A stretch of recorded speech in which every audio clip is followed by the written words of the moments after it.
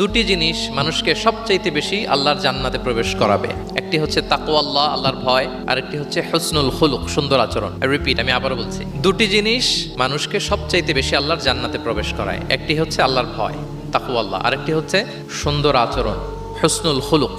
এখানে বলা হয়নি যে নামাজ মানুষকে বেশি জান্নাতে প্রবেশ করাবে, রোজা প্রবেশ করাবে, জাকাত করাবে, হজ করাবে, এমন কিছু বলা হয়েছে না, বরং সুন্দর আচরণ মানুষকে বেশি জান্নাতে প্রবেশ করায়। আমরা অনেক সময় ইসলামের এই এসেন্সটা ধরতে পারি না। দেখবেন যে খুব নামাজি কিন্তু খিটখিটে মেজাজের লোক, খুব নামাজি স্ত্রীর সাথে খারাপ আচরণ করে, খুব আল্লাহওয়ালা প্রতিবেশীর সাথে ঝগড়া ঝাঁটি, খুব নামাজি মানুষ কলিগের সাথে সম্পর্ক ভালো নাই। এরকম লোক আমাদের সমাজে আছে না নাই বলেন? তার মানে ইসলামের যে ট্রু এসেন্স এটা ধরতে পারে নাই। আশেপাশের নেইবরের সাথে, কলিগের সাথে, বন্ধুদের সাথে, সহপাঠীদের সাথে যে ভালো আচরণ করতে হয়, গুড বিহেভিয়ার করতে হয়, এবং এটাই যে আমাকে সবচেয়ে বেশি জান্নাতে প্রবেশ করানোর মাধ্যম হতে পারে, এটা আমরা ভুলে যাই। প্রিয় বন্ধুরা, আমরা যেন এই ব্যাপারটাকে ছোট মনে না করি।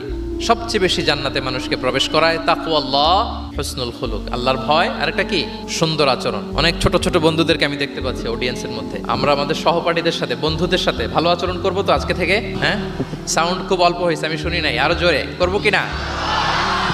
ইনশাআল্লাহ আমরা ভালো আচরণ করব, এবং আমার সহপাঠীদের সাথে, বন্ধুদের সাথে ভালো আচরণ, এটাই আমাকে জান্নাতে প্রবেশ করাবে ইনশাআল্লাহ। বলি সবাই।